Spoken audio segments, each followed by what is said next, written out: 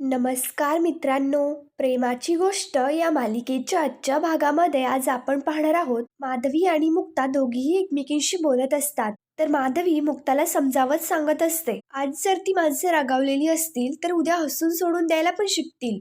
पण मुळात ती वाईट नाहीयेत ना, एवढंच बघायचं. ती माणसं वाईट नाहीयेत. माधवीचं हे बोलणं ऐकताच मुक्ता लगेच तिच्याकडे आश्चर्याने पाहते. तर लगेच पुरुषोत्तम म्हणतो, चक्क माधवीने 102 वाल्यांना सर्टिफिकेट दिलंय म्हणजे प्रश्नच मिटला. लगेच ते तिघेही हसायला लागतात. तेवढ्यात तिथे मिहिका येते. मिहिका विचारते की काय चाललंय. मिहिका आली तर माधवी आणि पुरुषोत्तम तिथनं निघून जातात.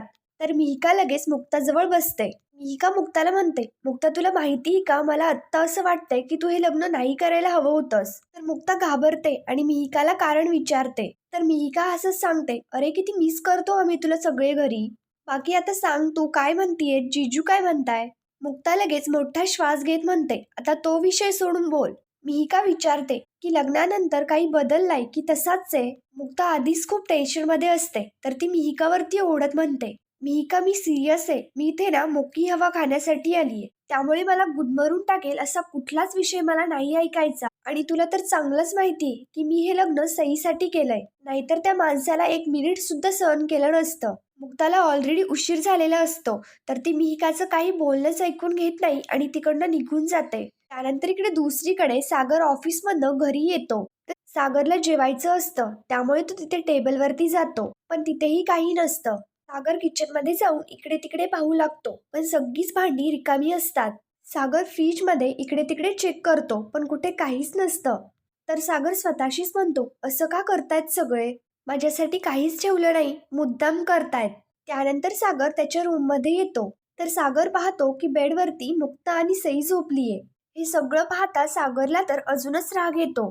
तर सागर पाहतो की मुक्ताने त्याच्यासाठी काहीतरी चिठ्ठी ठेवलीये. तर त्या चिठ्ठीत लिहिलेलं असतं की कृपया आज सोप्यावरती झोपण्याचा आनंद घ्या. ट्रॅफिकचे आवाज, गाड्यांचे आवाज, मच्छर, वॉचमॅनचे आवाज, कृपयाचा त्रास होईल. लगेच सागर रागात ती चिठ्ठी खाली टाकून देतो. तिथे सोप्यावरती मुक्ताची बॅग असते. तर सागर ती फेकून द्यायला लागतो. पण मात्र तो तसं करत नाही आणि ते बॅग उचलून तिथे खाली ठेवतो. त्यानंतर सागर सोप्यावरती बसतो. तर सागर खूपच चिडलेला असल्यामुळे तो स्वतःशी म्हणत असतो, कृपया सोप्यावरती झोपण्याचा आनंद घ्या, ऍडजस्ट करा. लग्न झाल्यानंतर मुली सासरी येऊन ऍडजस्ट करतात. हिने माझ्याच घराला माझंच सासर करून टाकलंय.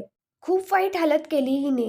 मी माझी गादी मिस करतोय. ठीक आहे, प्रत्येकाचा दिवस येतो. बघून घेईन मी या लेक्चर गोखलेला. त्यानंतर सागर तिथे सोप्यावरती झोपी जातो. त्यानंतर दुसऱ्या दिवशी सकाळी सगळे मिळून नाश्ता करत असतात. तर लकी तिथे पेपर वाचत असतो. तेवढ्यात तिथे सागर येतो आणि सागर लकीच्या हातातला पेपर मागू लागतो. पण मात्र लकी ऐकून न ऐकल्यासारखं करतो आणि सागरला पेपर देतच नाही. सागर लकीवरती ओढत म्हणतात की तुला माहिती ना की मला पेपर रूम मध्ये लागतो, तर तू इथे का घेऊन आलायस. सागर लकीच्या हातातनं पेपर घ्यायला लागतो, पण लकी पेपरच सोडत नाही. त्यामुळे तो सागरकडनं आणि लकीकडनं पेपर फाडतो. सागर विचारतो, काय चाललंय हे. सागर स्वातीला म्हणतो, मला ऑफिसला जायचंय, त्यामुळे तू हा शर्ट इस्त्री कर. आणि स्वातीच्या अंगावरती त्याचा शर्ट फेकतो. स्वाती लगेच बापूंकडे पाहते. तर बापू स्वातीला मान हलवत नकार देतात. स्वाती सागरच्या बोलण्यावरती काही रिॲक्टच होत नाही. यांच्या सगळ्यांचं वागणं पाहता सागर विचारतो की असे का वागतायत सगळे. मला निदान इथे चहा तरी मिळणार आहे का. इंद्रा सागरला चहा करायला जायला लागते, पण बापू इंद्राचा हात पकडत म्हणतात, काही गरज नाहीये कोणी कोणाला चहा नाश्ता द्यायची. मला तिजोरीतलं काहीतरी काढायचंय, त्यामुळे जरा कपाट उघडून द्या. बापू लगेच तिकडने निघून जातात. तर इंद्रा देखील त्यांच्या मागे जाते. लकीही तिकडने निघून जातो. स्वातीही जाते, पण ती जरा कोपऱ्यात येऊन सागरला आवाज देते. लगेच सागर स्वातीकडे येतो. तर स्वाती सागरला सांगू लागते की कोणाच्या तरी सांगण्यावरून बापूंनी तुझ्याशी बोलायचं नाही, तुझं ऐकायचं नाही असं सांगितलंय. त्यामुळे तुला या घरात चहा, कॉफी, कपडे हे काहीच मिळणार नाही. सॉरी बाई, मी काहीच नाही करू शकत. तर सागर लगेच ओढत म्हणतो, मला काहीच फरक नाही पडत. तिथे मुक्ताई बसलेली असते. तर सागर मोठ्याने ओरडत म्हणतो, या अशा चाइल्डिश प्लॅनने मला त्रास होईल असं कोणाला वाटत असेल ना, तर वाटू देत. खड्ड्यात गेलात तुम्ही सगळे. सागर लगेच तिकडनं सईच्या बॅग पाशी येतो आणि सईची नोटबुक काढत मुक्ताला म्हणतो की तुम्ही माझ्याशी बोलत नाही आहात, हे एक प्रकारचं चांगलंच आहे. ऍटलीस्ट तुमच्या बडबडीपासून सुटका तरी मिळाली. सईची आई होण्याची खूप हौस होती ना तुम्हाला, त्यासाठीच लग्न केलं ना. मग आईची कर्तव्य सुद्धा पार पाडा. सागर सईची नोटबुक मुक्ताच्या हातात देत म्हणतो, हे मार्क शाळेतून कंप्लेंट्स येत आहेत, नेक्स्ट टाइम तुमचा नंबर देतो, हँडल करा हे सगळं. आणि सागर लगेच तिकडनं निघून जातो. तर हे सगळं पाहता स्वाती स्वतःशीच म्हणते, चांगलीच जिरवली बाईने हिची, हिला असंच पाहिजे. त्यानंतर मुक्ता सईची नोटबुक चेक करू लागते. तर तिला त्या नोटबुकमध्ये सगळ्या चुकाच दिसतात. त्यामुळे सई खूप घाबरून गेलेली असते. तर मुक्ता सईला सावरत म्हणते, इट्स ओके, तू खाऊन घे. तर मुक्ता स्वतःशीच म्हणते, बरं झालं, स्वतःच्या चुकीच्या वागण्याची शिक्षा माझ्यावरती काढतायत. काहीच हरकत नाही, काय चुकलंय एवढं जरी कळलं तरी खूप झालं. त्यानंतर इकडे दुसरीकडे सागर ऑफिसमध्ये येतो. तर सागर मिहिरशी बोलत असतो. तर तिथे 2 माणसे देखील आलेली असतात. तर ते सागरकडे पाहत म्हणतात, बघ ना, बॉसला कुणी त्याचे कपडे सुद्धा इस्त्री करून नाही दिले. तर अजून एक माणूस म्हणतो की बिचाऱ्याला नवीन कपडे इस्त्री करून नसतील दिले कोणी. तर त्यांचं बोलणं सागरपर्यंत ऐकू जातं. सागर लगेच त्यांच्यावरती ओढत म्हणतो, काय सुरू आहे इथे? कॉलेजच्या कट्ट्यावरती बसलायत का? इतकं महत्वाचं प्रेझेंटेशन चेक करतोय आणि तुम्ही गॉसिप करता इथे. निघा पटकन इथून. लगेच ते माणसं तिकडने निघून जातात. सागर खूपच चिडलेला असतो. तर सागर स्वतःशीच म्हणतो, हे सगळं त्या लेक्चर गोखलेमुळे झालंय, पण मी बघून घेईल. त्यानंतर इकडे दुसरीकडे बापू जेवणाच्या टेबलवरती बसलेले असतात. तर इंद्रा बापूंसमोर माशाचं ताट ठेवत म्हणते, हे घ्या, मी तुमच्यासाठी बोंबील तळलेत. तर बापू म्हणतात, मी सांगितलं होतं का? बापू म्हणतात, मला माहितीये तू हे सगळं काय करतीयस. आता मी हे खाणार आणि मला तू लाडीगुडी लावत म्हणणार की माझ्या सागरला घरचं खाऊ देत. तर लगेच इंद्रा अपसेट होत बापूंना म्हणू लागते, वय हो, माझ्या पोरासाठी माझा जीव तडफडतोय. पोरगा उपाशी असताना माझ्या घशाखाली घास कसा जाईल? तुम्ही सागरला म्हणता ना की बाप म्हणून सईची काळजी नाही म्हणून. तुम्ही पण बाप आहात ना, तर पोराची काळजी आहे का तुम्हाला? पण माफ करा ना त्याला. अहो, तो घरी येतो, कपडे धुतलेले नाही, कपड्यांना इस्त्री नाही, कालचेच कपडे घालून गेलाय तो. चुरगळलेले कपडे घालून ऑफिसमध्ये जातो. कसं दिसतं बरं हे? आज तो त्याचा रुमाल आणि घड्याळ सगळीकडे शोधत होता. मला द्यायचं होतं, पण तुमच्या भीतीने मी गप्प बसले. तर लगेच बापू म्हणतात, झालं तुझं रडून? अगं, तुला जशी त्याची काळजी वाटते तशी त्याला वाटते का? त्याच्या बायकोची, भावाची, आईची, सईची, सगळ्यांची काळजी वाटते का? घरातल्यांशी कसं बोलावं हे सुद्धा समजत नाही. कळू दे त्याला, शिकू दे. इंद्र लगेच ओरडत म्हणते, तुम्ही माझा पोरगा कुठे चुकलाय नेमकं हेच बघता. अहो, तो जर वरून जरी रागीट वाटला तरी मनानं लई हलवा आहे. आता येईल, भुकेने तरमळत असेल, तुम्हाला सुद्धा त्याची दया येईल. तेवढ्यात लगेच सागर येतो आणि सागर फोनवरती हसत बोलत असतो की काय जेवलोय आज आपण.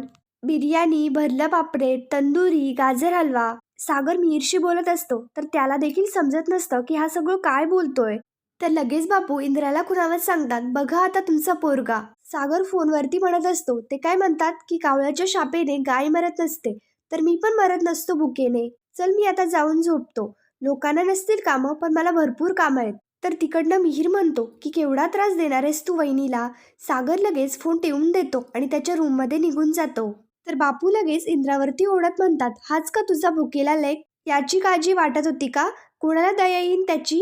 तर लगेच इंद्रा मुक्ताकडे बोट दाखवत म्हणतात, हे सगळं हिच्यामुळे होतंय, हिला तर मी आता सोडणारच नाही. आणि इंद्र मुक्ताला मारायला जाऊ लागते. तर बापू लगेच इंद्राला थांबवतात. बापू इंद्रावरती ओढत म्हणतात, इंद्रा बाद झालं.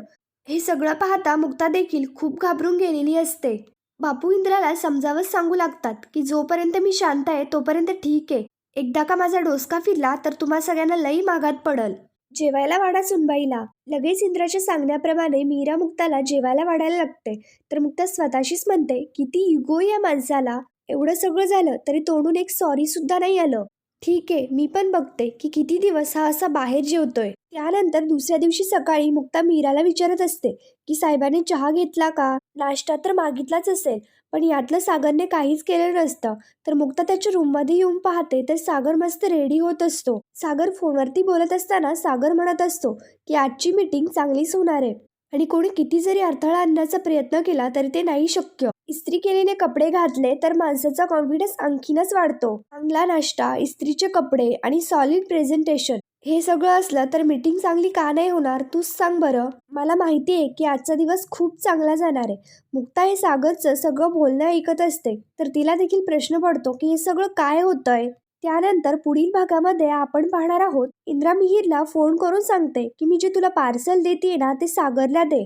तर मिहीर म्हणतो, मला त्याची गरज नाही वाटत. मिहीर सांगतो, अगं छान, घरून कोबीची भाजीचा डबा आलाय, तर लगेच इंद्रा मुक्ताला विचारते, आता मला तूच सांग, कोबीची भाजी तू तुझ्या आईकडनं पाठवली ना? तर मुक्ता म्हणते, मी का पाठवू? तर मुक्ता विचार करते की हा डब्बा कुणी पाठवला असेल.